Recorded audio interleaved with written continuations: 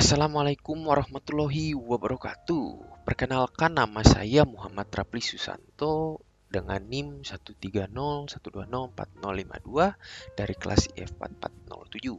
Nah, di sini saya akan mempresentasikan hasil dari pengamatan dan survei terkait nilai-nilai Pancasila yang dimiliki oleh masyarakat sebagai tugas besar dari mata kuliah pendidikan Pancasila.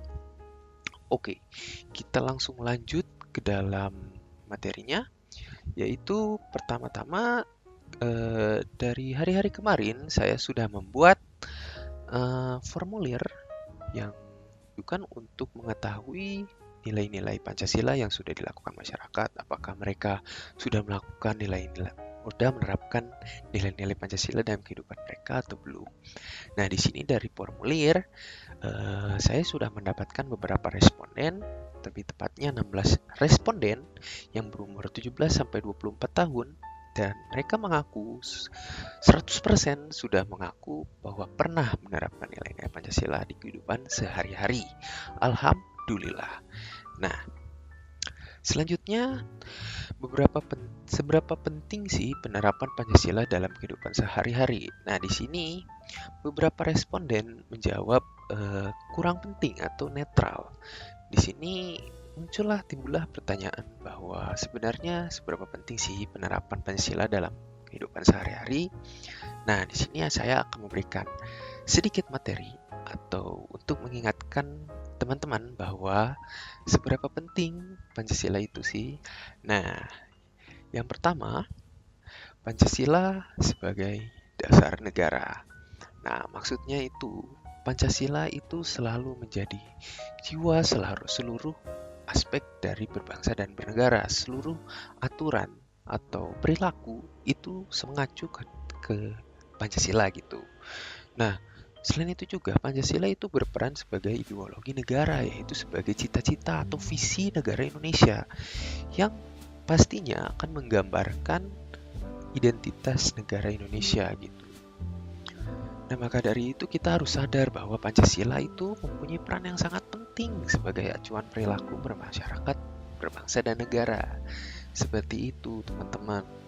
Nah, dari Google formulir yang kemarin saya buat juga, saya menanyakan bahwa apakah pada lingkungan responden itu terdapat isu atau masalah yang berkaitan dengan Pancasila atau bertentangan dengan Pancasila maksud saya.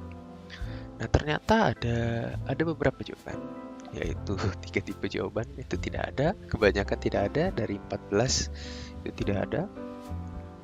Dan ternyata ada dua nih masalah yang ada di lingkungan mereka, yaitu pertama, masjid yang melakukan ceramah terang-terangan pidato menyinggung agama lain. Nah, saya akan membahas masalah ini dengan lebih detail.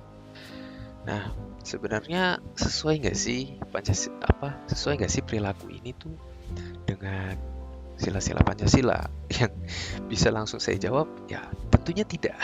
Tidak sesuai dengan Pancasila sila ke-1 dan kedua. Nah, mengapa saya berkata begitu? Karena tentunya salah satu penerapan nilai-nilai sila ke-1 dari Pancasila ini yaitu untuk menjaga keharmonisan antar umat beragama.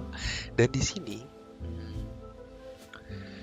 malah perilakunya bertolak belakang dengan tujuan itu. Perilaku ini akan memicu pertikaian antara agama lain, dan seharusnya sesama manusia itu harus menghargai perbedaan agama. Karena kita tinggal di dalam negara yang sangat beragam, tentunya kita harus saling menghargai. Di sini juga tidak sesuai dengan sila kedua karena tidak menghargai orang lain. Seperti itu. Oke, yang masalah kedua nih, ada masyarakat yang tidak memiliki agama atau bisa kita sebut ateis.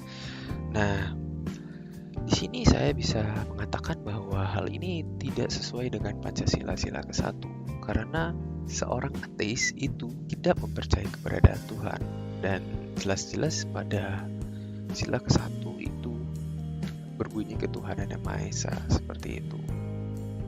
Nah, akan tetapi berbeda dengan permasalahan yang tadi, yaitu penistaan agama, tindakan ateisme ini belum ada peraturan perundang-undangan yang secara tegas melarang dan menentukan sanksi bagi seseorang yang menganut ateisme ini. Akan tetapi ada memang larangan atau sanksi bagi orang yang menyebarkan ilmu-ilmu ateisme. Menyebarkan ateisme lah bukan maksudnya. Menyebarkan ateisme itu termasuk tindak pidana. Nah, akan tetapi dengan seseorang yang menganut paham ateisme ini akan memberikan kerugian bagi mereka sendiri gitu.